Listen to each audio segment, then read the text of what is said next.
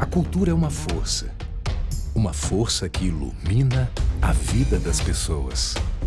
O vídeo institucional da CEMIG, patrocinadora do evento, mostra diversos eventos culturais como peças de teatro, apresentações em praça, apresentações musicais, desfiles e diversos outros. A cultura é tudo aquilo que transforma. A CEMIG, maior incentivadora da cultura de Minas, aplaude de pé este espetáculo.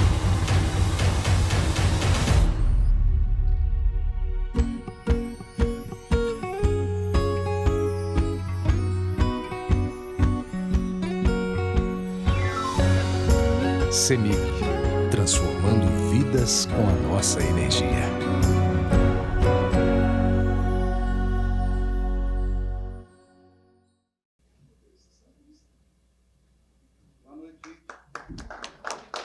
A plateia recebe Afonso e Silvio com aplausos. Bem, muito obrigado pela presença. Meu nome é Afonso Borges. Vamos dar início a mais uma edição do projeto Sempre um Papo, é o 38º ano de trabalho. Todo esse conteúdo que está sendo gravado aqui hoje está depositado no YouTube do Sempre um Papo. O anfitrião Afonso Borges e o convidado Silvio Meira estão sentados em duas poltronas de cor cinza escuro. Atrás deles, no fundo do palco, há cartazes com a logo do Sempre um Papo nos tons verde e branco. Entre eles, há duas pequenas mesas de madeira e sobre elas há copos com água e exemplares do livro Marketing do Futuro, do autor convidado. Então, desde já peço autorização de imagem para vocês. Como vocês estão cansados de saber da piadinha que eu faço, se vocês quiserem processar, processo Gabriel, que não eu, porque ele que grava, eu não tenho nada com isso. Isso é o advogado que manda falar essa porcaria. O que mais? Bem, o projeto continua até o final do ano aqui e na CEMIG. Entre os próximos convidados, a gente está com a ministra Carmen Lúcia, que vai lançar um livro sobre textos sobre direitos das mulheres com ilustrações de Portinari. Depois vem a Monja Cohen, depois vem a Márcia Tiburi, vem aí um grupo bem legal de pessoas já programado para esse e próximo semestre. Também, como vocês estão cansados de saber, eu faço 4 festivais de literatura, fiz 2 já, Petrópolis e agora acabei de sair de Araxá. E vamos também agora para Paracatu, entre 28 e 1º de setembro, 28 de agosto e 1º de setembro, e depois Itabira, lá para 31 de outubro, onde a gente sempre faz no dia do aniversário de Drummond. Pronto, falei tudo direitinho. Bem, gente, uma alegria novamente receber esse grande amigo que eu considero uma das pessoas mais inteligentes desse Brasil, e a gente divide os palcos aqui de forma muito engraçada, porque tudo que ele fala eu não entendo porcaria nenhuma. Entendeu? Mas não vou pedir para repetir, como você vai fazendo a piada lá fora. Brincadeira. Boa noite, querido Silvio. Muito obrigado por estar com a gente, lançando em primeira mão, não é? Segundo lançamento ou terceiro? Terceiro. Né? Terceiro lançamento do livro do Marketing do Futuro. E eu queria, por favor, que você fizesse uma apresentação. Obrigado, Afonso. Boa noite a todos e a todas. Bom dia, tarde, noite, madrugada. Para quem vai ver depois gravado, é um mega prazer estar aqui, acolhido e com esse carinho imenso do Afonso e desse projeto que é o único na América Latina, talvez, né? Desde o tempo que você dava calote nas passagens. Um tempo a meu favor. Tem um tempo a seu favor e tudo. Para falar rapidamente, para introduzir a conversa aqui, esse livro, Marketing do Futuro, foi escrito por Rosário Pompeia e por mim mesmo. Rosário é uma pessoa de marketing estratégico. Ela fundou uma das primeiras agências de estratégia de marketing social, lá no começo das redes sociais, em 2007, com a irmã dela, com Socorro Macedo. E Rosário, nos últimos 17 anos, viveu toda a transformação das redes sociais e das plataformas digitais no que elas são hoje. Esse modificador radical, esse conjunto de infraestrutura e serviços que afeta quase tudo que a gente faz, né? Se vocês olharem ali para 2007, é exatamente o ano da chegada dos smartphones. Mas não é só o ano da chegada dos smartphones. Em 2007 chegam, ao mesmo tempo, smartphones, nuvem, que é infraestrutura e serviços de computação providas, os dois, né, como serviço, o que zera o custo de investimento duro, né, capital expenditure, como o pessoal chama, de você criar um centro de processamento de dados para, por sua vez, criar um negócio digital. Então tem uma explosão, se vocês olharem ali, de 2008 em diante, tem uma explosão de aplicativos e novos negócios digitais, não só porque apareceu smartphones para você botar aplicativos dentro do smartphone, mas porque você não precisava mais criar um data center. Você não precisava você mesmo processar a informação que vinha do mapa que estava no aplicativo do Afonso, ou do sistema de recomendação, ou de streaming que estava no meu, e assim por diante. E tem um outro conjunto de fatores correlatos que aconteceu, mas os dois principais são essa história de você ter nuvem, que zera o custo de você, o custo físico de você criar um novo sistema de informação ou uma nova plataforma online. Você só vai pagar o que você usar por volume. Smartphones que informatizam pessoas. E esse informatizar pessoas é totalmente diferente, Afonso, do que acontecia antes. Porque antes você informatizava a mesa das pessoas. Então você ia, por exemplo, para um jogo de futebol, você que torce por... Pronto, você torce pelo Glorioso. Eu sei que você torce pelo Clube Atlético Mineiro, por acaso. Eu já vi uma partida do Atlético Mineiro na sua casa, com você, o César Adolfo, o Felipe Nunes, completamente apopléticos, com micromovimentos da bola, como se aquilo fosse o apocalipse. E olha que antes tinha acontecido a partida do time dele. Um espectador ri do comentário de Afonso. É o time da minha casa, mas eu não torço, não. Então, veja, você ia para o campo de futebol e você levava uma máquina fotográfica. Daí, há quanto tempo você ia publicar no seu blog, porque não tinha redes sociais como existem hoje, antes de 2007. Quando era que você ia publicar a foto, né? Hoje você vai para o campo e se tiver um provedor de internet lá, bom, né? Você tira a foto do gol e publica na hora. Sai direto no seu Instagram, Facebook, Twitter, seja lá mais o que for. Esse na hora, e ainda mais com todo mundo na mesma hora, modificou dramaticamente o espaço de comunicação. O espaço foi totalmente transformado. E foi transformado de múltiplas formas, afetando um número muito grande de facetas da performance das pessoas, dos grupos, das organizações e do próprio Estado. Próprias profissões, né? Exatamente. E a gente fez uma transformação, começou ali uma transformação radical, que todo mundo começou a perceber em escala 10 anos depois.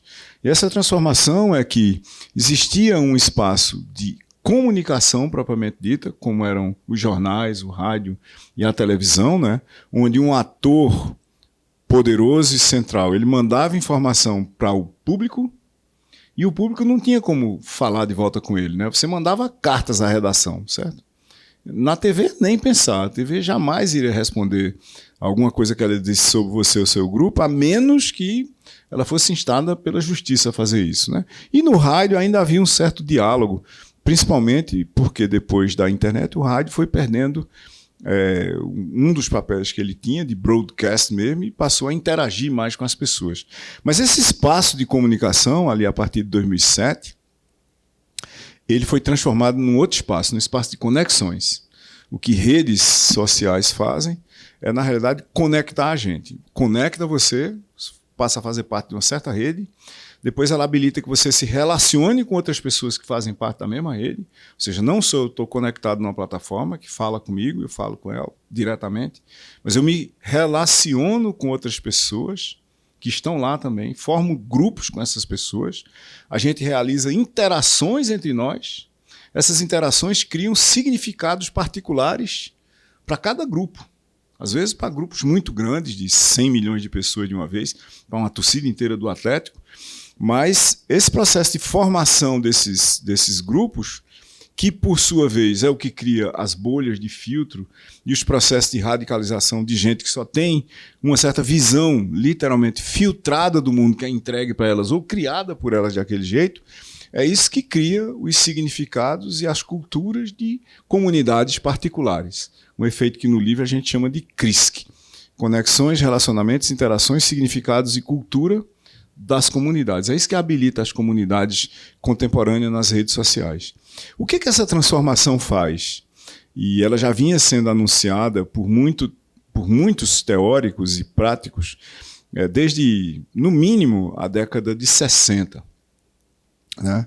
Na década de 60, Jürgen Habermas publica uma tese sobre a transformação da esfera pública e como é que a política vai mudar com a escala que a mídia de massa começava a atingir, né? Literalmente com a televisão chegando na casa de todo mundo e as pessoas lendo menos e refletindo menos sobre o que ouviam e viam agora na televisão.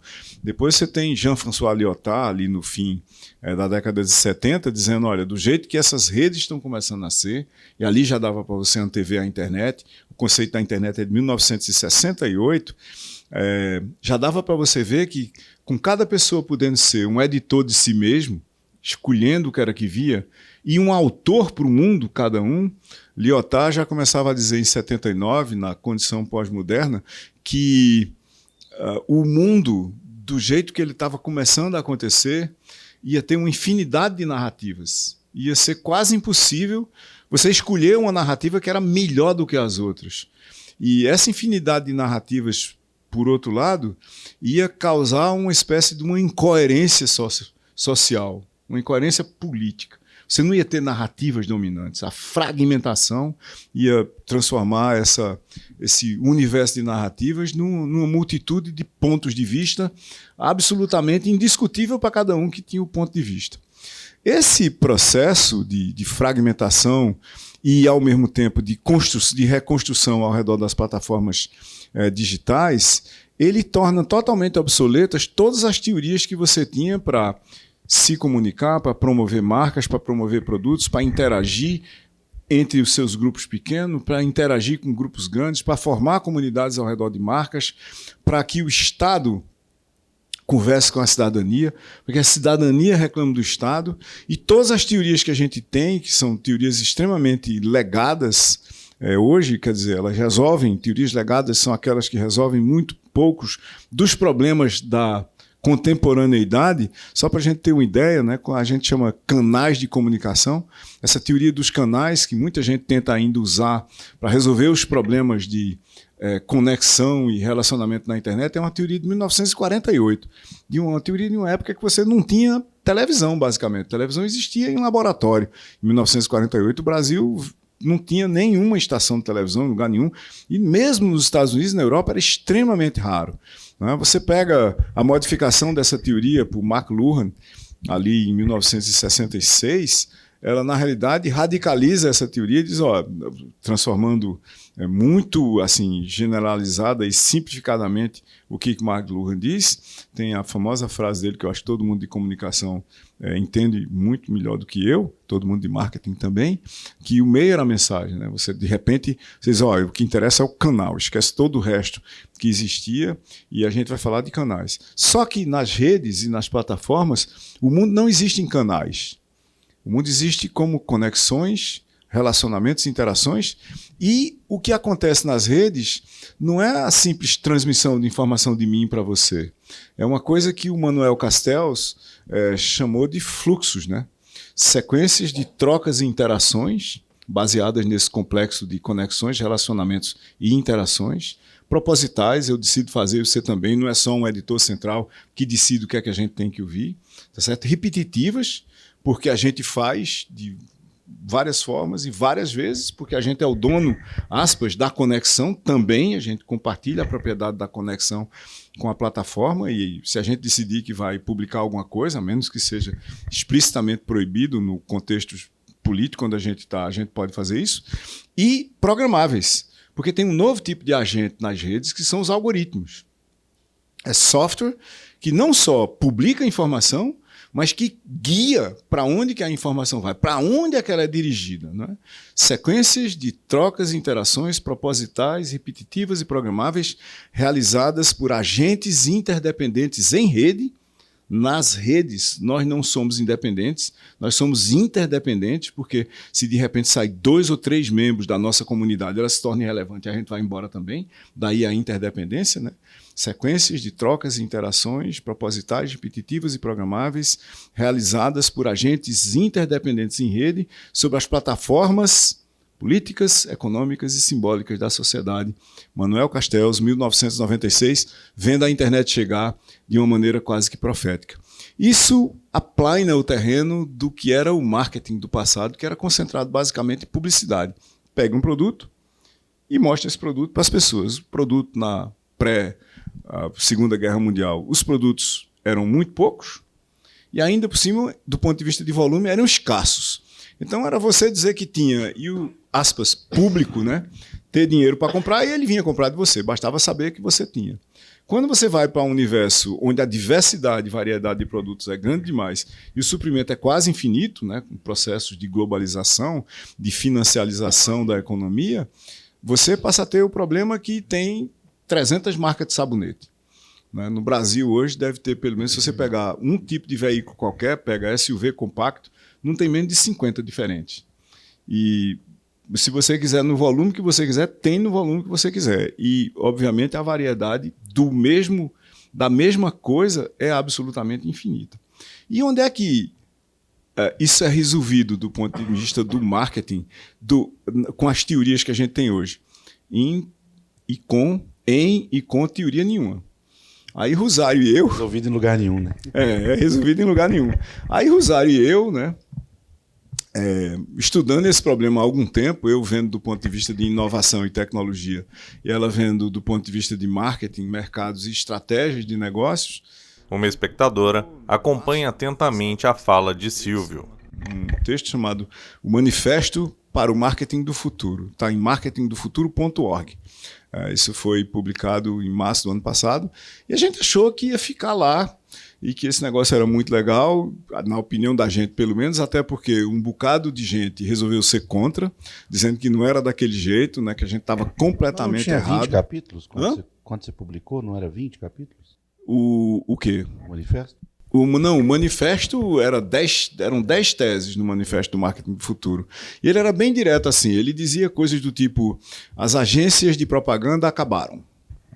Tipo, os influenciadores digitais estão com os dias contados. Ele foi um manifesto escrito para causar mesmo, entendeu? A gente pegou os sinais que a gente via e foi lá e disse, ó, o mundo se acabou desse jeito assim. Ele era uma espécie de um apocalipse do marketing. O último era o mundo acabou. Era, o mundo acabou. Mas aí a gente chegava lá e dizia, mas tem uma forma de resolver isso aqui. Você tem que criar uma nova teoria de marketing, um novo conjunto de infraestruturas conceituais aplicáveis. Na realidade, não pode ser só uma teoria, tem que ser alguma coisa que sirva para explicar o mundo. Isso tem que ser baseado em como é que a gente trata o ambiente onde a gente vai competir, o negócio, os produtos, o negócio e o próprio marketing com suas proposições. Como é que a gente faz a estratégia para isso? E como é que a gente envolve o marketing na estratégia do negócio e dos produtos? Porque o marketing é o departamento de bolas quadradas da empresa, né? Desenham o produto, o serviço, seja lá o que for em algum lugar, aí entrega para o marketing e diz, venda isso. Venda não, né? Faça a promoção, faça a publicidade para vender isso aqui.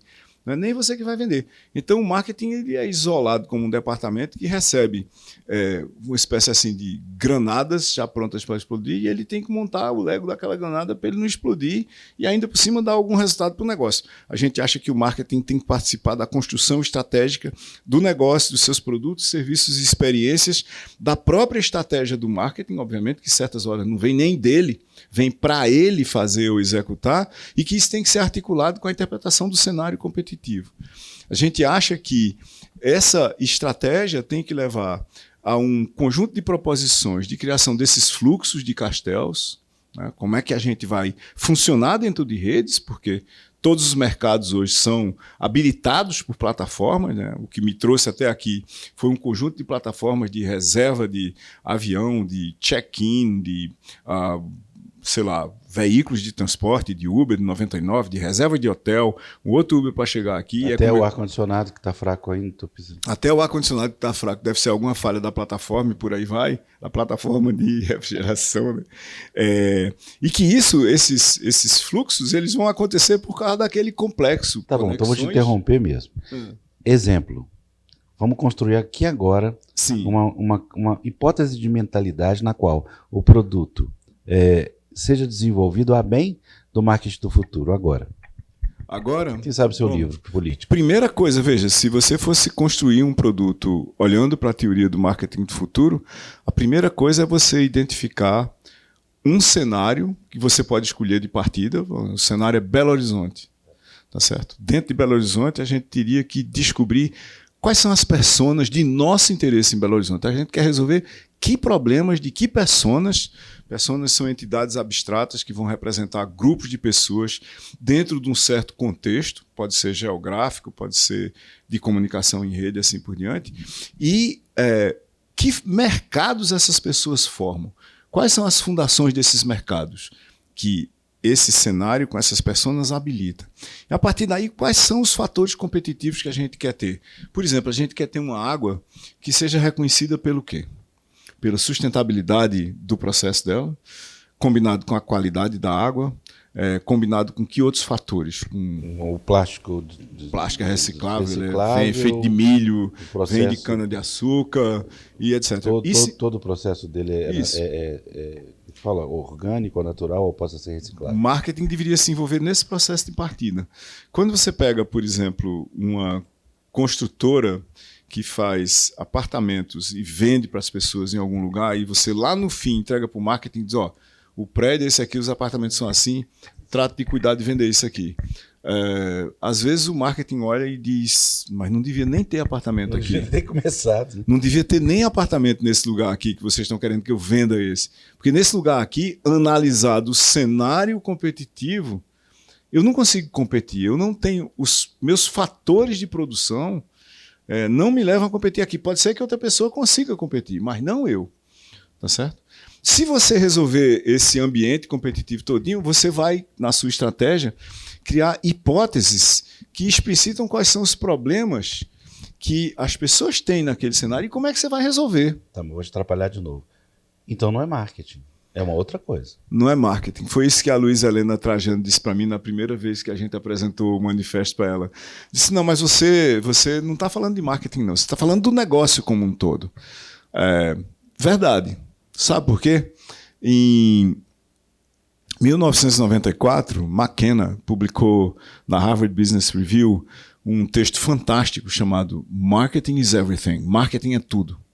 E ele defendia o seguinte, se você não pensar em termos de marketing, para ele, a teoria geral dos mercados e do posicionamento das empresas e seus produtos e serviços no mercado, se você não pensar em marketing durante todo o ciclo de vida do negócio... Né? Hã? Percurso. Então, aí você vai chegar em publicidade, que é a parte do marketing, que dá ao público a noção do que você tem para entregar, para resolver problemas dele, sem você ter envolvido essa, aspas, publicidade em absolutamente nada do que aconteceu antes, nem do que vai acontecer depois. Porque vamos imaginar, lá na frente, que você faça uma promessa para uma comunidade qualquer que você vai resolver um problema dela vendendo, por exemplo, camisas. Tá certo? Elas são as melhores camisas do mundo. O preço, o custo-benefício da camisa é o mais fantástico que você pode ter. As cores são permanentes. 20 anos depois ela tem a mesma cor, o mesmo brilho. A fibra é absolutamente fantástica. A camisa é sustentável, certo? Isso é aquele ponto ali onde alguém vai tomar a decisão de dizer, eu quero isso aqui. Aí você vende, mas a transportadora entrega o número errado. Aí começa a ser um inferno.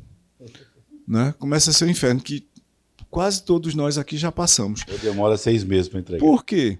Porque quando chega errado na sua casa e você devolve, ou tenta devolver, às vezes é muito complicado tentar devolver, como é que você recebe o número certo?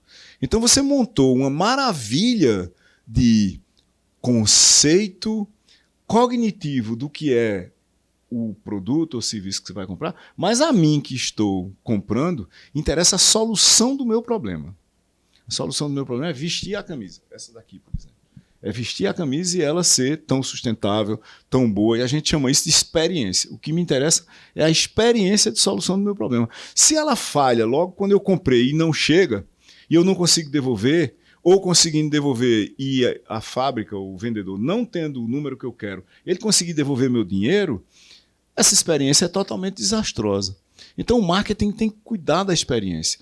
O entregador, a logística, é um agente de marketing, Afonso. Tipo, sabe qual é o principal agente de marketing, por exemplo, de uma escola ou de uma universidade? É o professor. Na plateia, um homem acompanha atentamente. Você pode entregar o conceito que você quiser, escrever milhões de páginas sobre aquele negócio. Se o professor não criar oportunidades de aprendizado que sejam mágicas para os alunos, o que os alunos vão dizer? A escola é uma droga. Pronto. Quem é o segundo agente fundamental de marketing de uma escola ou universidade? Banheiro. Imagina um banheiro ruim. Pois é, mas o banheiro é uma feature, o banheiro é uma funcionalidade do lugar. O segundo agente é o aluno que vai dizer, essa escola é uma porcaria, porque os professores são até mais ou menos, mas o banheiro é um desastre, tá certo? É ele que vai dizer isso. Tá, mas deixa eu te interromper de novo, tô adorando te Você acha interromper. que ele vai dizer onde? Ele não vai dizer para você, que é o reitor da faculdade. Não, vai falar pros outros. Ele vai dizer direto no Instagram. Direto. Não vai dizer pro outro. É um outro múltiplo, Tá, entendeu? vamos fazer uma provocação. Tudo que você falou até agora pode ser também aplicado ao mundo analógico de 40 anos atrás. Como fazer tudo que você falou agora, mas nesse mundo completamente alucinado. Veja, pode, mas esses conceitos não estavam lá. O mundo analógico não tinha plataformas como a gente tem hoje. Uma coisa que a gente tem hoje no mundo, que a gente chama no livro, eu já chamava em outros lugares, bem antes do livro, de digital, é que o mundo que a gente vive tem 3 dimensões aqui. Elas estão presentes aqui, certo? A gente está transmitindo ao vivo ou só está sendo gravado? Hã? Pode falar que se quiser cortar alguma coisa, pode. Não, mas imagine tá que gravando. tivesse Não, mas é comum. Não, mas Tá imagine gravado. que tivesse sendo gravado. Imagine que tivesse sendo gravado. Se tivesse sendo gravado, a gente tinha aqui 3 dimensões da realidade, tá certo? Física, nós estamos sentados na Biblioteca Pública de Belo Horizonte. Digital, porque... A marca, porque a gente não é besta. Exatamente. Digital, porque esses instrumentos aqui que estão nos gravando, e se estivessem transmitindo, são instrumentos digitais e estariam transmitindo numa plataforma digital, vai estar no YouTube, tá certo? E além disso, ao vivo. E social porque as pessoas que estariam vendo estariam dizendo umas para as outras, nas suas comunidades, nas suas redes sociais, o que era que estaria acontecendo aqui. No mundo analógico, veja, o social não é uma capacidade intrínseca do mundo virtual, do mundo digital. Mas imagina o tempo que levaria no mundo analógico para espalhar esse debate aqui. Alguém tinha que escrever uma carta para alguém, tinha que vir uma rádio entrevistar. Tem um outro fator que interessa aqui, tá certo? O imediatismo do espaço digital, em especial na dimensão social das redes e plataformas sociais dele, se dá porque você tem hoje, por exemplo, no Brasil, 81% de todos os brasileiros com mais de 10 anos de idade com smartphone e uma conta de dados. Então, se você diz alguma coisa em rede, 20 pessoas replicam aquilo, e para cada uma daquelas 20, 50 replicam, imediatamente você pode... minutos ou horas depois, você terá atingido centenas de milhares a milhões de pessoas. Então, isso não era um efeito possível no mundo físico puramente, mas ele é um efeito possível no mundo digital. A outra coisa que não era possível no mundo puramente físico era que os canais eram estreitos demais. O canal de televisão, ele é para lá. Ele não tem para cá. Ele não é multidirecional. As redes sociais, as plataformas digitais, elas são intrinsecamente todos a todos. Você está defendendo que a Alexa te ouve. Não estou defendendo que a Alexa me ouve. É claro que ela me ouve, eu espero que ela não me grave. Eu, em particular, não tenho na minha casa nenhum desses sistemas para os quais a gente pode dar ordens, né? Até porque, não sei se você sabe, mas há uma discussão muito grande sobre a sustentabilidade do modelo de negócio de Alexa, que não tem nenhum, né? A Amazon está pensando agora em cobrar uma mensalidade para você ter na sua casa, para ela ouvir você e processar a informação, porque na realidade aquilo é muito caro. E a resposta à pergunta, por que nenhuma startup fez isso aqui? É porque a capacidade computacional que você tem que botar por trás daquilo é tão grande que ninguém que não tivesse uma nuvem como o atual provedor de Alexa poderia fazer aquilo. Tá certo? Ou poderia fazer aquilo pelo tempo que vem fazendo sem um modelo de negócio. Ia ficar mais barato e não mais caro. Hã? Com a inteligência artificial chegando pesada, ia ficar mais barato, não mais caro. Não é tão simples assim não. Veja, a gente passa por isso aqui no livro porque tem um capítulo inteirinho só sobre o impacto de inteligência artificial no marketing. Inteligência artificial é uma coisa extremamente recente do ponto de vista de modelos de negócio em larga escala. Não é que começou agora inteligência artificial. O primeiro artigo teórico sobre inteligência artificial foi publicado em 1950. Então tem 74 anos, né? 3/4 de século essa parada aí. O problema que a gente começou a enfrentar recentemente é que um certo tipo de inteligência artificial, que é representado por ChatGPT e outros modelos conversacionais, se tornou objeto de muita atenção porque foi publicado em rede, causando um efeito parecido com o da internet, né? A internet, quando chega em 95, internet comercial no mundo inteiro, ela acontece ali ao redor do ano 1995, um pouco para mais, um pouco para menos, dependendo do país que você está. O que ela faz é publicar código em rede, tá certo? De repente, você pode criar uma loja virtual, porque o código que abstrai a loja e transforma ela num objeto abstrato, ele vai rodar uma parte dele no seu computador. E aí você pode transportar a loja de um lugar físico onde ela se encontra para qualquer lugar do mundo. E é óbvio que você pode criar uma loja que é só virtual. Foi isso que a Amazon fez em 1994. Não tinha uma loja física, cria uma loja virtual diretamente, tá certo? Então, o efeito que a gente tem agora é esse mesmo, só que para a inteligência. Você pega um tipo de código que simula a inteligência humana e você publica ele online. O resultado disso é que 100 milhões de pessoas estavam usando esse código um mês depois de ser publicado, tá certo? É o sistema de informação que teve a aceitação e uso mais rápida na história do planeta até agora, com características não triviais, né? Parece que faz coisas como pensar mesmo, se bem que não pensa, mas isso é irrelevante, porque se parece que pensa, a gente pode interpretar que pensa. Dependendo da imitação vai bem, né? A imitação vai bem e a maioria dos humanos, exatamente. E não pensa certas horas também, né? A maioria das vezes não pensa. Então tá tudo bem, entendeu? Então tá tudo bem. Mas o problema de modelo de negócio, de sustentabilidade de modelos de negócio de inteligência artificial, é um problema totalmente em aberto. Totalmente em aberto. Tem muita gente experimentando no momento, mas já tem os primeiros colapsos, né? Eu acho que, não sei quem aqui entre vocês usava um sistema chamado Luzia, né, que era um sumarizador de grupos. Pronto, ali tem um usuário. Um sumarizador de grupos de WhatsApp, né? Você chegava lá e dizia, o que é que está acontecendo aqui? Porque tem aqueles grupos de WhatsApp, às vezes até da família, né, que você acorda e tem 700 mensagens. Típico de um grupo que eu faço parte, o Afonso me botou lá. Olhou para mim torto aqui. Que é o Literatura e Liberdade. Que se a gente passar assim 18 horas sem ver o grupo, aí você olha lá e tá ele lá, 480 mensagens. Bom, o Luzia colapsou, saiu do ar porque não tem modelo de negócio sustentável para ele agora. E eu acho que muitos experimentos vão ser realizados.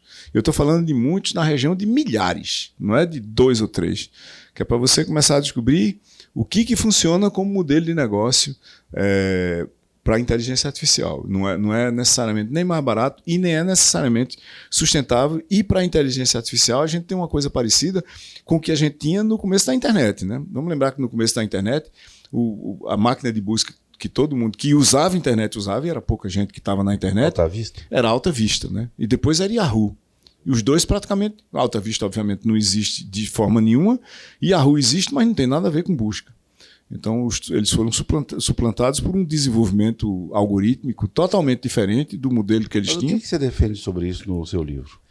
Eu defendo que, para lidar com um universo de mercados, de produtos, de serviços, de experiências e negócios em plataformas, negócios que são sustentados por infraestruturas e serviços, onde conexões, relacionamentos e interações habilitam você, qualquer um, inclusive você, criar seu aplicativo e formar comunidades em cima dele, ou formar comunidades diretamente em cima das plataformas, você precisa de um novo tipo de marketing, do ponto de vista das fundações teóricas e metodológicas, e esse novo tipo de marketing é necessariamente espalhado em toda a organização.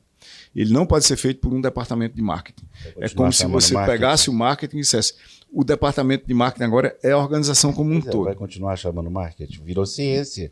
Isso é ciência. Mas acontece que marketing precisava de uma ciência, né? E você sabe, a gente é de Recife, né? Tanto o Rosário como eu. Então, Recife, aqui para os não iniciados no Recife, Recife tem as seguintes prerrogativas. É a primeira capital brasileira, vai fazer 500 anos em 2037. E Recife foi invadida pelos holandeses, não exatamente pelos holandeses, mas pela Companhia das Índias Ocidentais Holandesas, ali no começo dos anos 1600.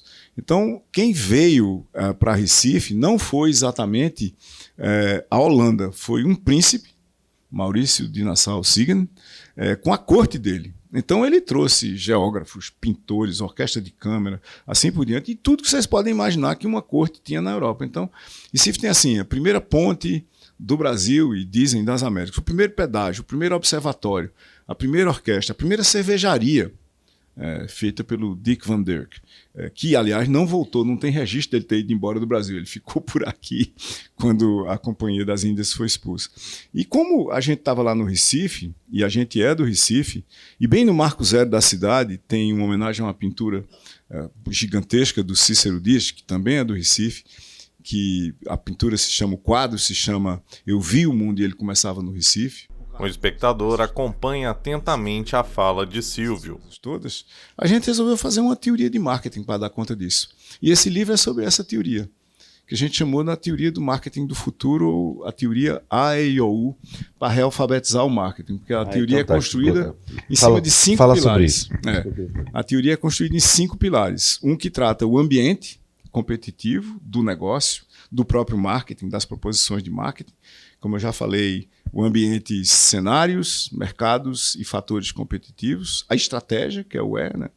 Onde você cuida das hipóteses e das aspirações que se deve ter quando você vai desenhar um produto ou serviço ou uma campanha de marketing. E a partir das aspirações você tem que construir capacidades para entregar soluções, de novo, de negócio ou de marketing. Aí, em função da estratégia, você vai para o I, que são as interações que o marketing tem que causar nos mercados, causar ou participar delas, desenhando fluxos, né? Desenvolvendo as capacidades de conectar, relacionar e de criar interações com outros agentes do mercado para entregar narrativas, que são complexos informacionais e de comunicação muito mais sofisticados do que informação pura, né? Porque quando você olha para o marketing em plataformas, você dizer alguma coisa numa comunidade, numa plataforma, pode mudar o arranjo das conexões e relacionamentos ali. Pessoas podem deixar a comunidade, isso pode atrair outras. Você estava me relatando aqui que no Fliaraxá agora, em alguns poucos dias, um festival literário levou mais 10 mil pessoas para se conectarem à plataforma do Sempre um Papo, certo? Só no Instagram. E que teve, um dia teve 1.600.000 impressões. Pronto. Um dos dias. Pronto. Veja, o que está em andamento aí? O conjunto de fluxos de narrativas, ou seja, a combinação de comunicação, ida e volta e entre as pessoas envolvidas e a entidade Fliaraxá e Sempre um Papo, que a promove, que a articula, que produz e tudo, levou a um redesenho da sua rede de conexões. Então, narrativas são muito mais do que histórias ou do que storytelling. E depois de você estar conversando com as pessoas, você vai ter que resolver o problema delas, porque não estamos falando de psicanálise dos mercados, estamos normalmente falando de você resolver o problema de moradia, de transporte, de se vestir, de se agasalhar e assim por diante, de higiene pessoal e o que for. Aí você vai para o O de operações da teoria AEIOU. Esse O é intrinsecamente digital, você vai partir da existência ou da necessidade de construir ciclos de vida de dados e algoritmos, sistemas que tratam dados, para que os processos do negócio entreguem o que a gente chama no livro de experiências mágicas. Experiências mágicas são aquelas que você diz, vixe, como foi que eles fizeram isso? E que você consegue repetir o tempo todo. E uma experiência mágica, do ponto de vista dos mercados habilitados por plataforma, é aquela experiência que você não tem que falar com ninguém para lhe ajudar a ter aquela experiência. Que ela acontece naturalmente, porque ela foi desenhada de tal maneira que você não vai clicar numa coisa, aí ligar para o call center porque deu errado. Porque toda vez que você ligar para o call center, você tem que redesenhar os processos e os algoritmos de suporte para que aquilo aconteça. Por fim, tem um U nessa teoria AEOU, onde você desenha organizações em rede. O marketing do futuro tem um desenho do negócio, onde ele não é uma pirâmide de camadas de poder da Revolução Industrial, ele é necessariamente uma rede. O que plataformas fazem é habilitar mercados em rede. Você tinha mercados absolutamente piramidais, que a gente dizia que os mercados tinham cadeias de valor. Eu faço isso, entrego para você, que entrega para não sei quem, que entrega para não sei quem, para tudo uma linhazinha organizada, como elos de uma corrente, e que no fim entregavam valor em algum lugar. Os mercados hoje são em rede, eles são totalmente diferentes dos mercados que vêm basicamente desde o fim da Idade Média. Nesses mercados em rede, você não dita o que acontece, você tenta articular, você tenta orquestrar o que cada agente interdependente, seja de marketing ou não, faz naquele mercado.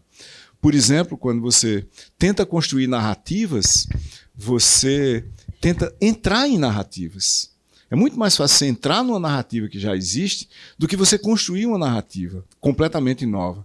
Exemplo disso, o prefeito do Recife, João Campos, tingindo o cabelo de nevado, né? Nevando o cabelo durante o carnaval. Isso é uma narrativa da periferia. Se você for para o carnaval do Recife, para o carnaval periférico e das multidões no Recife, você vai ver os adolescentes com o cabelo daquele jeito. Mas isso aí já é populismo, né?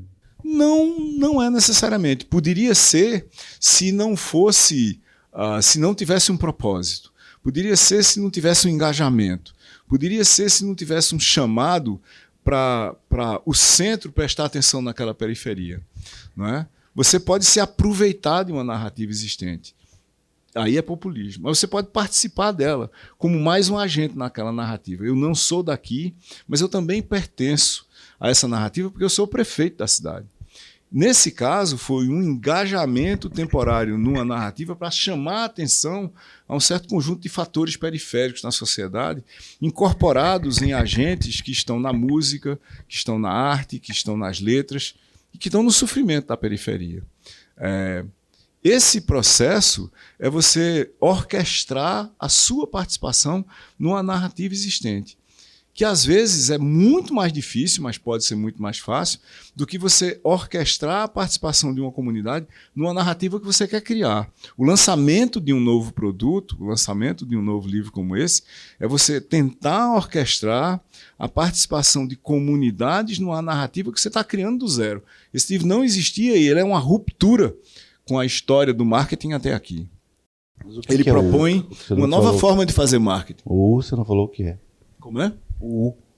O desenhar organizações em rede, orquestrar essas organizações e entregar essas organizações como parte dos fatores competitivos dos negócios nos mercados. Mas o que quer dizer a palavra U? O letra U não tem uma letra na frente? Eu acho que o AEU tem. Não tem? AEU tem. O U é para unificação.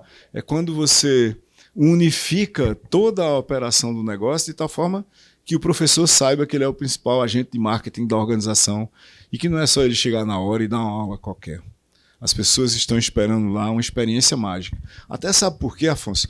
Porque se ela procurar o assunto da aula no YouTube, tem pelo menos 10 aulas mágicas sobre aquilo. Então ele está indo para a escola por quê?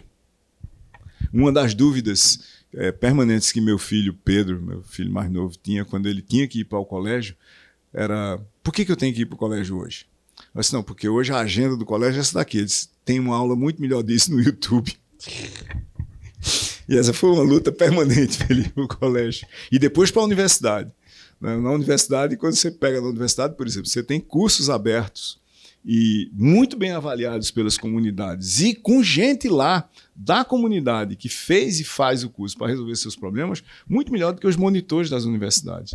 Então, o desafio para as instituições legadas é como é que elas conseguem ou como é que elas criam estratégias para se redesenharem como redes. Isso significa que a maior parte do valor daquela organização é criado de fora para dentro dela. É uma inversão do modelo de negócios. A vasta maioria do valor do Fli Araxá foi criado de fora para dentro dele. Não é quem você mostra para fora, é quem de fora questiona no dentro. Isso aqui é a próxima pergunta. Como é que entram valores mesmos, tradicionais da humanidade, ética, verdade e tantos outros, nesse conjunto de fatores que são pré-elaborados, né, que estão no campo, inclusive, do aleatório, como são os algoritmos? Veja, o mundo em rede, ele cria uma multitude de perspectivas sobre o que você está fazendo no Fli Araxá, por exemplo, tá certo? Então, se você prestar atenção e cuidar de olhar para as perspectivas de cada pessoa que participa de uma comunidade que está associada a um produto, um serviço, uma experiência, uma marca, você vai ver que aquelas pessoas vão cobrar daquela marca certas coisas. Por exemplo, se a marca se propôs a fazer um certo conjunto de ações, ou seja, se ela tem um propósito transparente para a comunidade, aquela comunidade pode se fortalecer com esse conjunto de fundações que a gente chama de propósito, que pode estar associado à transparência, à sustentabilidade, ao que você quiser, performance, qualidade. No caso, as pessoas, né? As pessoas contêm esses elementos. Exatamente. E aí qual que é o problema que a marca passa a ter, que é um desafio para as outras marcas, uma oportunidade para ela, mas um problema radical. Ela tem que provar que ela é o que ela diz que é, o tempo todo. E ela tem que provar não para 90% das pessoas, ela tem que provar para 100% das pessoas o tempo todo. Porque a primeira pessoa que, aspas, descobrir, tiver acesso a, ou souber de fonte confiável, que a marca não é aquilo que ela diz que é, ou que ela propõe que o mundo seja ao redor dela, ou coisa parecida, aquela pessoa ali é um agente para aquele assunto mais forte do que a marca. Então você vê, por exemplo, colapsos de marcas inteiras em rede, ou colapsos de certas marcas de negócios em rede, porque a marca se diz uma coisa, aí contratou um influenciador que faz outra.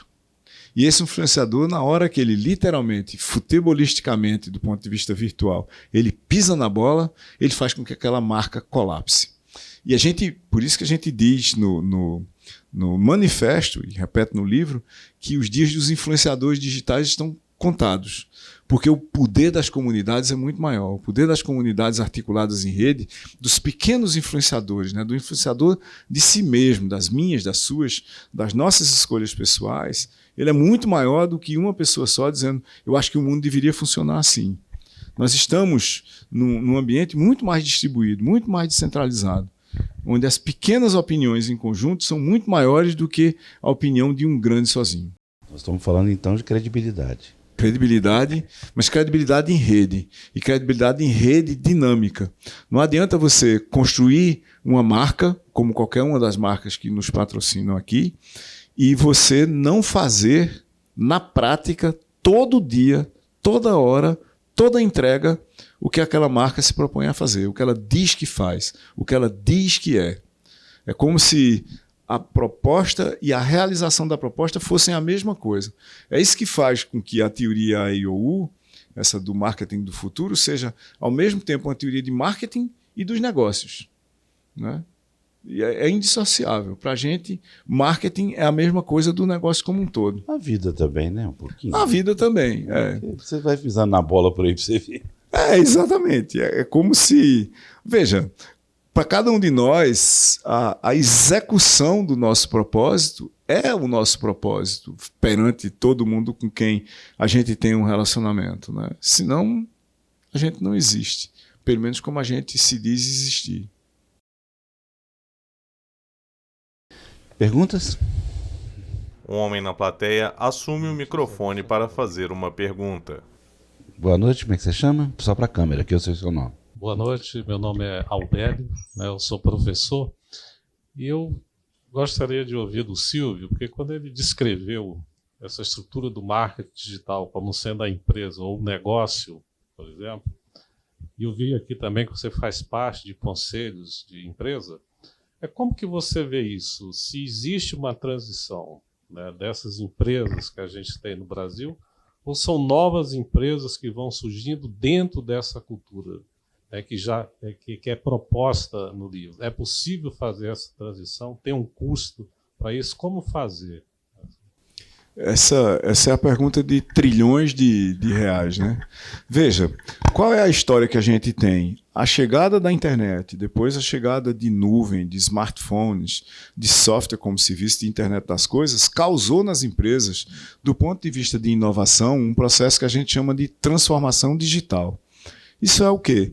Um número muito grande de empresas foi literalmente aniquilado por novos entrantes e que tinham um pressuposto fundamental, né? Lá no começo da internet, a gente dizia basicamente o seguinte: como é que você cria um negócio que usa a internet como fundação? Aí a piada era a seguinte: é simples. Você olha para um negócio que usa fax e faz o mesmo negócio usando digital e rede como fundamento. Ou seja, o negócio ficava lá analógico, mandando fax para lá e para cá, e você conectava o cliente direto no negócio, né? Exemplos de transformação digital do qual todos nós participamos. Por exemplo, o banco transformar você no caixa de você mesmo. Isso é uma transformação, veja, não só dos fundamentos do ponto de vista de dados e algoritmos do banco e dos processos, mas uma transformação do próprio cliente. Até pouco tempo, você tinha um número significativo de clientes que diziam: não, eu não vou fazer isso. Eu vou ao banco. O banco tem que me servir. Aí aconteceu uma pandemia, né? O tempo que leva para você mudar de hábito é alguma coisa, dependendo da complexidade do hábito, né, que é provido para você por uma outra pessoa. O hábito lhe é entregue como performance por uma outra pessoa, é de 30 a 90 dias. A gente passou pelo menos meses, muitos, né? 6, 9 meses, no miolo de uma pandemia que nos isolava fisicamente. Você não podia ir para os outros lugares, até porque, por exemplo, os bancos estavam fechados. Então, todo mundo teve que aprender e começar a usar isso. Isso foi uma transformação digital em larga escala da humanidade. Mas se você olhar em ponto pequeno, empresa por empresa, teve empresas que começaram sua transformação digital, tipo ali no começo da década de 2000. A primeira loja virtual do Magalu, onde eu sou membro do Conselho de Administração, é de 2000. Olha lá, era um catálogo, né, um catálogo estático, inclusive, nas lojas. Você não tinha rede e banda larga, mas você olhava para o catálogo de todo o estoque do Magalu e fazia a compra na loja e o bem era entregue na sua casa. Isso é o começo da transformação digital, quase sem rede e muito rudimentar em 2000. Dando um salto para 2024, Rosário e eu lideramos um time de professores e especialistas em marketing do futuro, porque em boa parte trabalharam conosco no desenvolvimento desse livro, estão nos agradecimentos do livro. Nós lideramos um curso aplicado para mais de 500 lideranças do Magalu, de março até o dia 12 de junho desse ano. Todas as lideranças do Magalu passando por esse processo. No total, a gente já esteve com mais de 50 empresas e mais de, tirando o Magalu fora, que é um número singular e muito grande, mais de 700 pessoas já estiveram com a gente fazendo isso, e quase 100 empresas, de uma forma ou de outra, já tentaram, pelo menos, usar alguma faceta do marketing do futuro, com alguns tendo tentado usar mais de uma, com resultados bastante razoáveis. Mas o que é que acontece no processo? É óbvio que há uma espécie de um refluxo, tá certo? As pessoas olham e dizem: não, peraí, se eu fizer isso aqui, isso vai mudar completamente a arquitetura de poder dentro do negócio, do ponto de vista do marketing. Como aconteceu na transformação digital, tá certo? Se a gente olhar, voltando para o caso do Magalu, o Luiza Labs foi criado com 3 pessoas em 2011, tá certo? Em 2017, o Luiza Labs, que era totalmente periférico ao Magalu, ele assumiu a tecnologia de informação do Magalu como um todo. Ou seja, a Lua assumiu a Terra, ou o Sol, se você quiser, tá certo?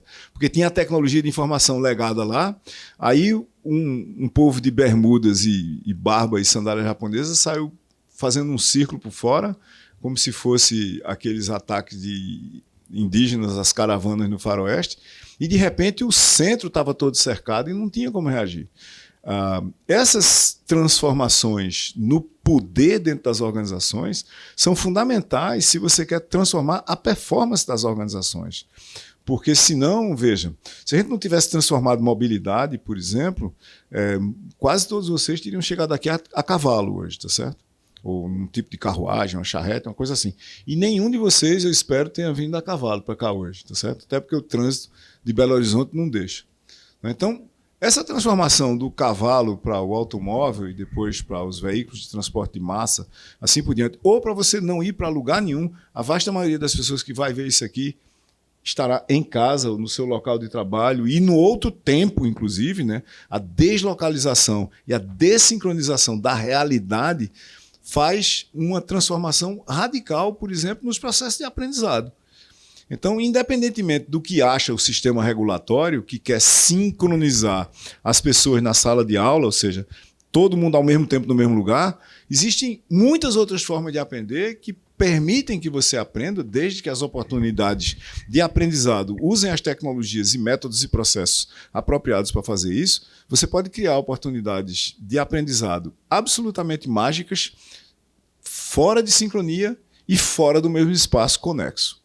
Mas isso exige novos processos, novos algoritmos, inclusive de comportamento humano. Isso exige um novo pensar, um novo entendimento da realidade e dos mercados.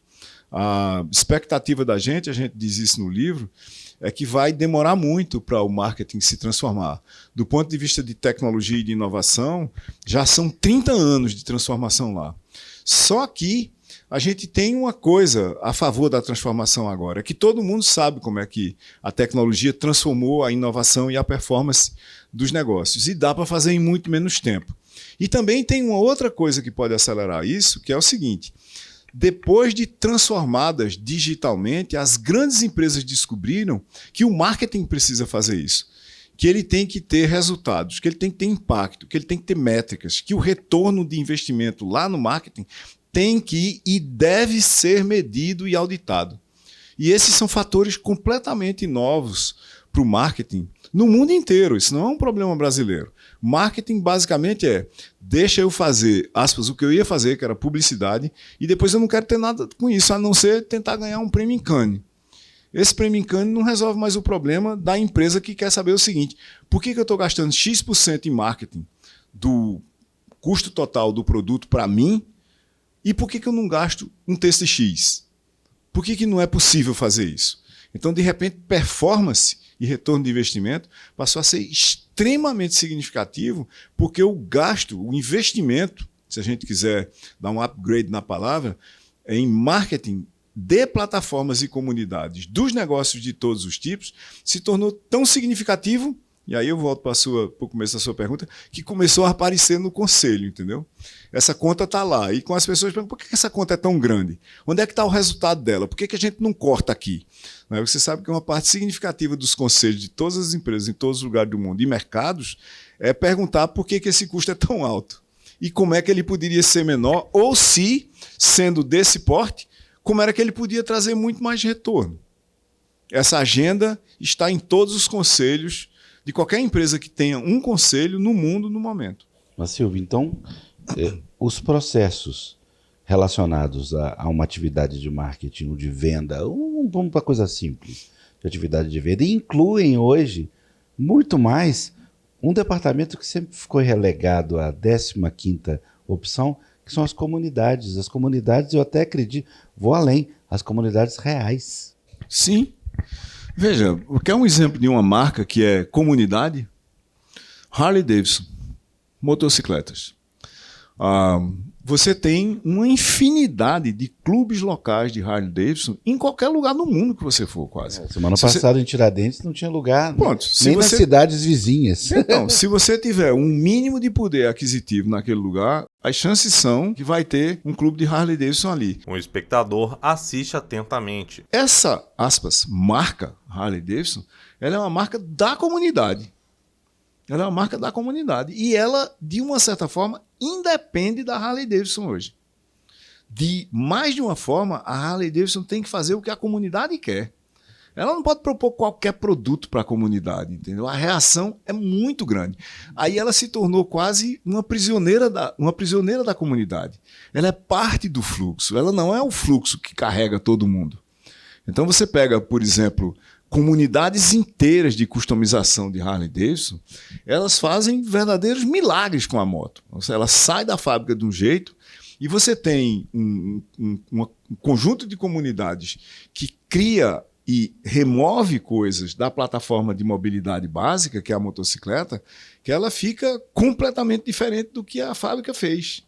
E isso, em si, são comunidades, subcomunidades da marca, entendeu? Aí você podia dizer, bom, a Harley Davidson devia dizer o seguinte, ó, peraí, não pode mexer na moto.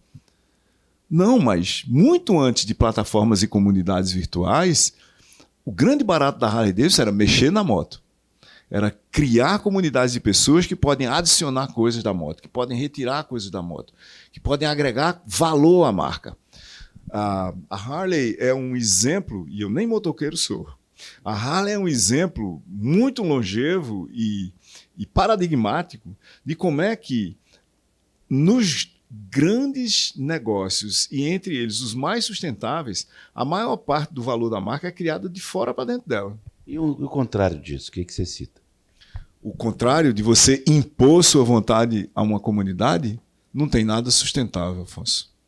Não tem nada sustentável. Não tem uma situação Sabe por quê? De uma empresa que está vivendo essa situação? Não, é um pequeno conjunto de erros. Veja, se você tem uma marca que a gente podia chamar de totalitária, e há muitas, eu não vou mencionar o nome de nenhuma delas para não depreciar, você vai lá e impõe a uma certa comunidade, que pode ser gigantesca, o seu negócio pode ser global e muito grande, você vai lá e impõe a sua vontade. Olha, vocês vão fazer isso e usar assim e não pode mexer. Tá certo? Você tem, por exemplo, certos tipos de produtos que você consegue passar leis em certos tipos de países que o produto não pode ser consertado a não ser pelo fabricante.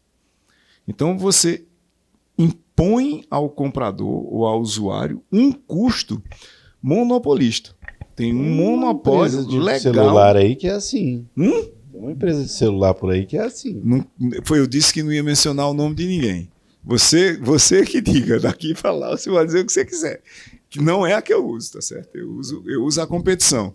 Mas veja, aí é o seguinte, como a história prova, é um pequeno conjunto de erros em sequência que destrói uma comunidade dessas, entendeu? Aí as pessoas começaram a entender, pô, mas eu não tenho liberdade de fazer isso, por que esse pessoal aqui do lado que usa uma outra marca tem essa liberdade?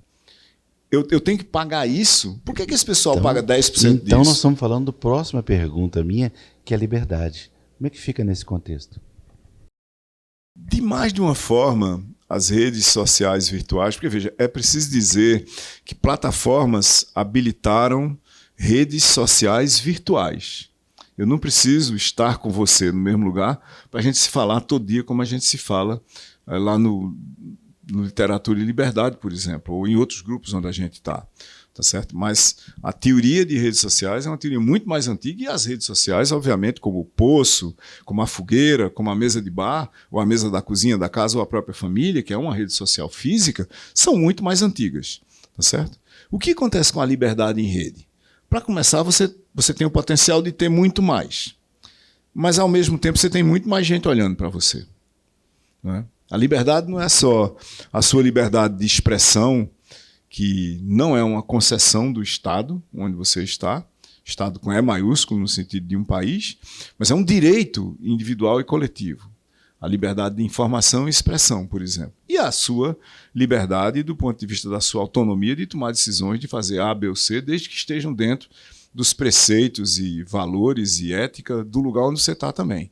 O problema que isso tem é que, ao mesmo tempo, você tem todo mundo olhando para você. Tem um dia desse, eu estava pensando no Instagram como sendo o espelho do espelho meu. Certo? Espelho, espelho meu. O que é que vocês acham que eu sou? Porque quando você olha para...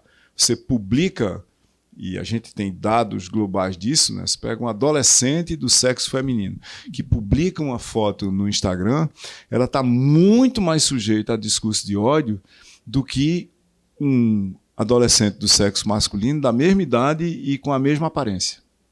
Tá certo? Então você tem, por exemplo, evidências globais de níveis de ansiedade muito maior entre as meninas, 15 a 24 anos, do que entre os garotos.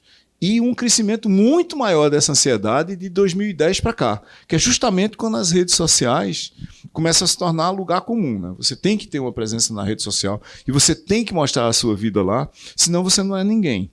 Então, se vocês forem no meu Instagram, por exemplo, vocês vão ver que não tem a minha vida lá.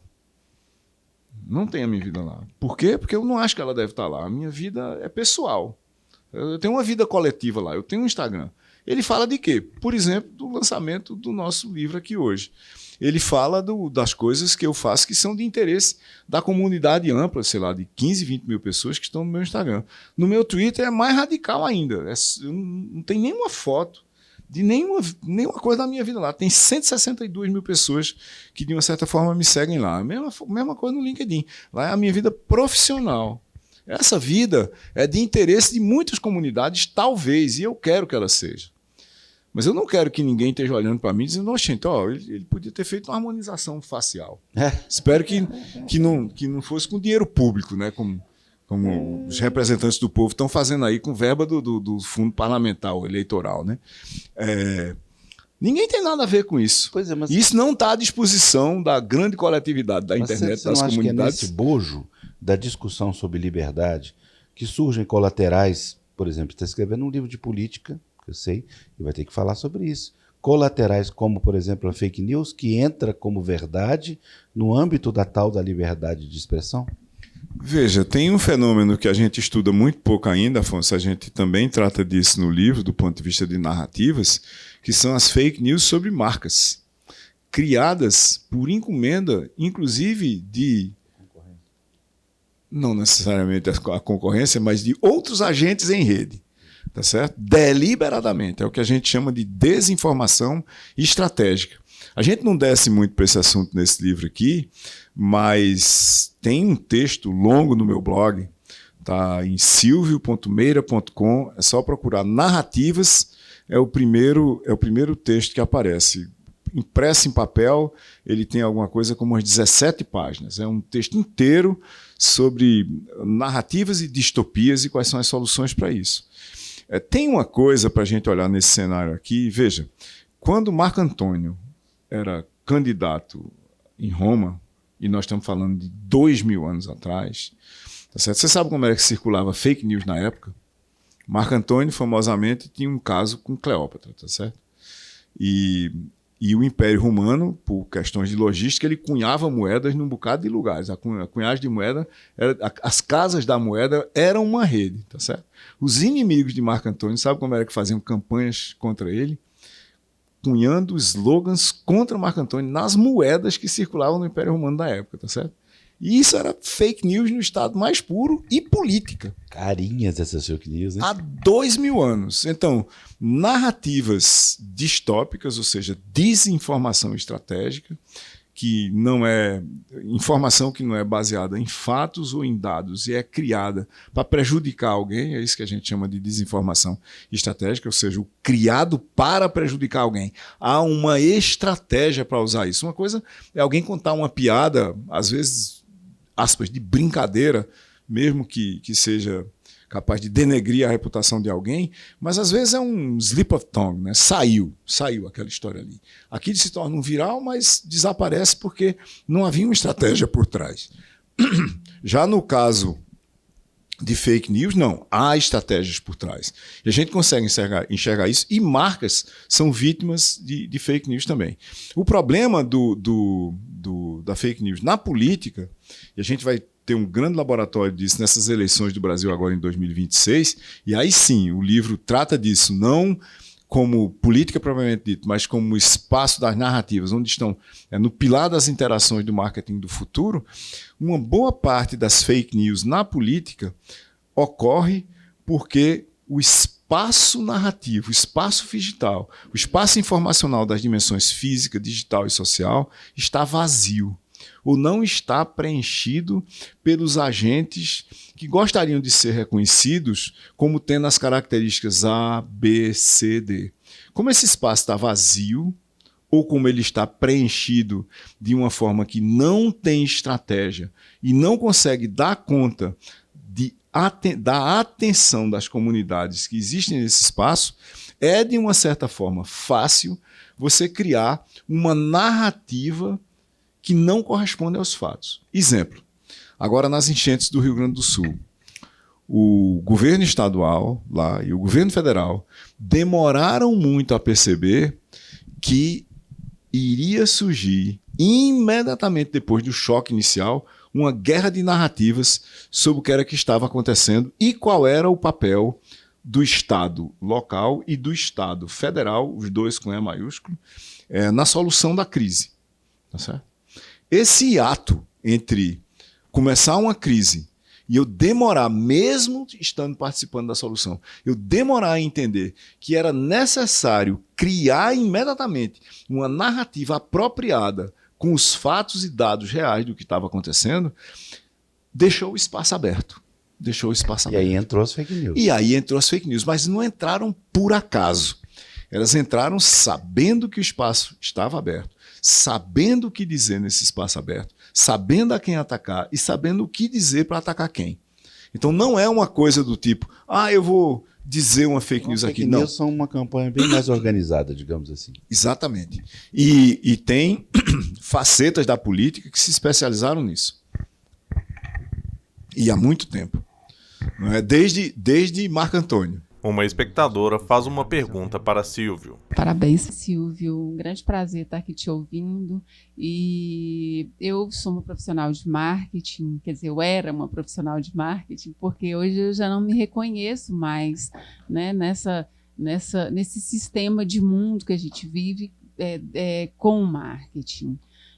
Então, assim, o marketing da era Kotler, né, que foi totalmente transfigurado com a internet, depois transfigurado com as redes sociais e assim, com tudo. Então, hoje, o marketing está muito mais métrica, né? Talvez muito menos arte, e um conjunto de particularidades tão grande que a gente não pode mais ser um profissional generalista em marketing, não existe mais isso, né? Então, assim, o nome do seu livro me soou assim, muito curioso, né? Eu achei muito atrevido até, principalmente considerando de onde ele partiu, de você, né? Que tem um trabalho incrível aí de pesquisa, de tecnologia, de engenharia, e principalmente porque a gente está vivendo um momento de mundo que muda tão rapidamente, né, e de uma forma tão grande, tão drástica, assim, que eu queria ouvir de você de onde que saiu esse nome, né? De repente aparece uma pandemia do nada, porque a gente não está falando de mudanças somente tecnológicas, né? Somente do impacto disso nas nossas vidas, mas a gente está falando de mudanças que vêm da geopolítica, de pandemias, né? De coisas que acontecem o tempo inteiro. E quando eu vejo esse nome marketing do futuro, né, me soa ousado, como alguma coisa assim uma diretiva. Então eu queria te ouvir. Tá bom, obrigado pela consideração e pela pergunta. Mas veja, primeiro, falando do que você disse, não dá para você ser um profissional de marketing. A gente aqui no capítulo sobre operações de marketing do futuro, né, o O da teoria AEOU, a gente deixa claro que você vai ter que ter em marketing squads, como a gente tem, para resolver os outros problemas dos negócios. Se for no Magalu, por exemplo, você tem squads que cuidam de lojas. Eles têm especialistas em vendas, em segurança, tem gente de tecnologia, tem gente de marketing, assim por diante. Aí você tem squads que cuidam de finanças, mas dentro lá você tem financiamento ao consumidor e financiamento ao vendedor. Aí você tem outros de finanças que estão em seguros. E por aí vai. Então, não é que haja uma fragmentação, é que há uma especialização que demanda uma coisa que eu chamo... Rosário, certas horas, não concorda com o nome, de gênio especialista. O que é um especialista, né? Um especialista, se você medir como um pico, é uma pessoa que entende quase tudo sobre quase nada. E um generalista é uma pessoa que entende quase nada sobre quase tudo, né? Uma espécie de um cabeçalho de Wikipedia. Qualquer coisa que você quiser, o primeiro parágrafo, ele ou ela se dão muito bem. Mas a gente não precisa de nenhum dos dois para resolver os problemas, nem dos negócios, nem de marketing. A gente precisa de uma entidade chamada gênio especialista. É alguém que sabe quase tudo sobre o seu quase nada, mas sabe que só sabe quase tudo sobre quase nada. E tem ouvidos para entender ou para tentar entender e trabalhar em conjunto para resolver problemas complexos com outras pessoas que sabem outros quase nada, outros quase tudo sobre quase nada.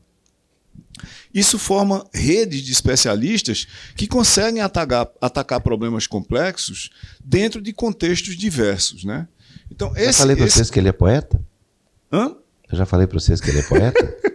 Quando ele me entregou os originais do que é estratégia, que para mim é um dos textos brilhantes do Silvio, eu falei, cara, isso é poesia. Você já entregou isso para o Décio Pinhatari se ele estivesse vivo? Haroldo de Campos? Ele demorou a entender, mas depois no final ele entendeu. Você entendeu o negócio do quase tudo ou quase nada? Esse outro é um livro sobre estratégia que Afonso fez o prefácio da última edição. Mas veja, aí o que acontece com esse nome Marketing do Futuro? Eu e Rosário temos formações e visões e experiências complementares de mundo, né? Ela é uma jornalista que fez ciência política e marketing. E eu sou um engenheiro que nos últimos 30 anos trabalhou com inovação plantada em cima de sistemas e plataformas digitais. Então, há 30 anos eu venho com esse viés de como é que a gente inova nos negócios usando digital e plataforma. Há 17 anos ela vem como é que o marketing se torna mais digital. Quando a gente começou a conversar sobre isso, e foi antes da pandemia, há 5 anos basicamente, tinha uma coisa que o pessoal de marketing não sabia. Um espectador acompanha atentamente. E tinha um monte de coisa que o pessoal de tecnologia não sabia. Eu não entendia o que ela falava, ela não entendia o que eu falava. E a gente começou a procurar um lugar comum. Qual é o lugar comum? É pensar os negócios como ecossistemas. Redes de agentes interdependentes que têm propósitos diferentes, mas que conseguem se articular para resolver problemas singulares de classes, de pessoas como clientes. Não clientes, mas de pessoas como clientes. Ninguém tem cliente na visão da gente, né? Isso foi uma das primeiras coisas que a gente concordou. Aí a gente saiu concordando com pequenas coisas. E as pequenas coisas que a gente concordava não estavam em nenhuma teoria. E a gente começou a pensar nessa teoria do marketing do futuro, porque o marketing do presente não tinha nada disso, né?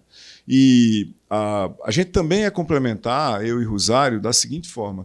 Ela é uma avidíssima leitora de livros, ela leu todos os livros de marketing que foram publicados no Brasil e boa parte no exterior, que tinha a ver com marketing digital ou inovação em marketing, marketing de branding, marketing de produto, de serviço, de experiência, assim por diante. E eu não tenho paciência para ler livro, eu leio papers.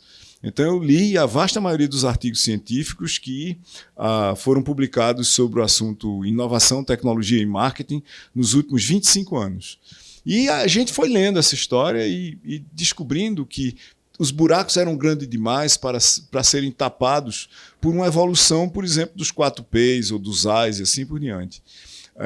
E a gente resolveu fazer a nossa própria teoria. Como é que a gente explica o mundo, né? E é uma teoria que a gente também não está dizendo nem que é definitiva, nem que ou deva ser única, ou que é totalitária e fora dela não há solução. Ela é uma teoria, está exposta. O Rosário sempre diz muito isso, eu vou repetir aqui porque ela não está aqui. Ela está exposta para ser criticada, a gente está muito bem como alvo, né, como vitrine para levar pedra. Mas tem uma coisa interessante nela. É o seguinte, ela é endossada pelo Philip Kotler, que ele vai lá e diz, olha, peraí, já faz algum tempo que a gente não devia mais estar fazendo marketing como um departamento nas empresas, né? Está na contracapa do livro. E Rosário e Silvio acharam uma forma de fazer com que marketing fosse feito por toda a organização. Isso pode levar a novos níveis de performance, né? Kotler é claramente o pai do marketing como ele existe hoje, e a gente ter um endosso dele nesse livro assim, quase um milagre, porque... E ele leu essa parte, né? Ele leu e questionou a gente, porque num certo trecho do livro a gente diz que as teorias dele não funcionam mais.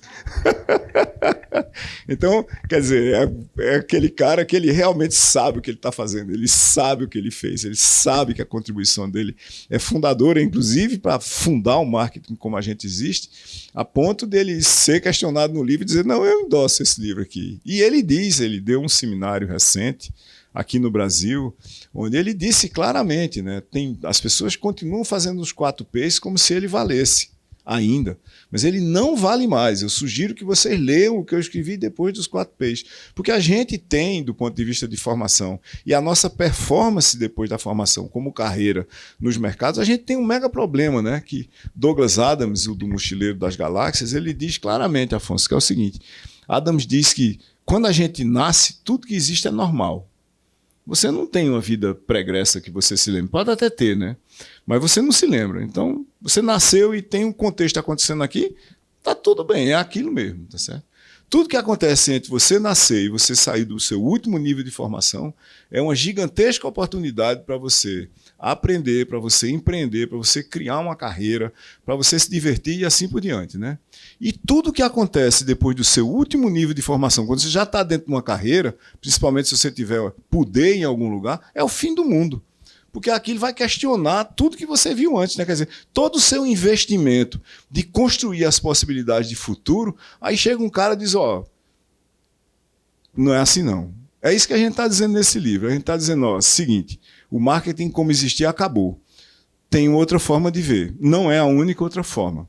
Mas o que existia, como existia, usando as teorias de 1948, 66, 75, 81, 96, ele não existe mais. Não existe porque o espaço competitivo, o espaço das performances humanas, grupais e sociais, ele mudou. E ele mudou dramaticamente. Os mercados são em rede, habilitados por plataformas, em cima de comunidades, e as leis desses mercados são diferentes. Tem uma coisa que a gente menciona no livro, que são efeitos de rede, que é um conjunto de fenômenos econômicos e sociais muito pouco estudados e entendidos pelo marketing, que é objeto de um outro livro que eu estou escrevendo com o André Neves, que eu ouso dizer que pouquíssima gente sabe que existem. As pessoas acham, não, porque de repente surgiu um negócio chamado Nubank. Não foi de repente que surgiu, tem uma estratégia de criação de efeitos de rede para eles nunca terem feito publicidade enquanto estavam montando a comunidade de usuários do banco e ele ter chegado ao que ele chegou hoje, que é o banco mais valioso do Brasil. Então não é por acaso que acontece. Quando você olha para a performance das empresas que nascem digitais, que nascem sob plataformas, elas usam outro tipo de marketing completamente diferente. E elas estão destruindo paulatinamente não só as empresas legadas, elas estão destruindo os mercados das empresas legadas. Porque a transformação não é das empresas, é dos mercados. Por isso que eu acho que a gente precisa de um marketing do futuro para esses mercados.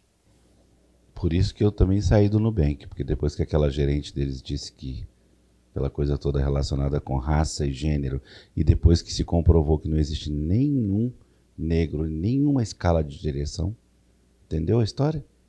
Como é que das comunidades fazem? É a história que a gente estava falando do propósito. Do propósito. O propósito. Você vai, e de repente você descobre uma falha fundamental. Exatamente. É aquela coisa que um amigo meu engraçado diz, o Grácio, esqueci, hoje não adianta ser honesto, tem que parecer muito honesto. Mas isso é Júlio César, né? É Júlio César que disse.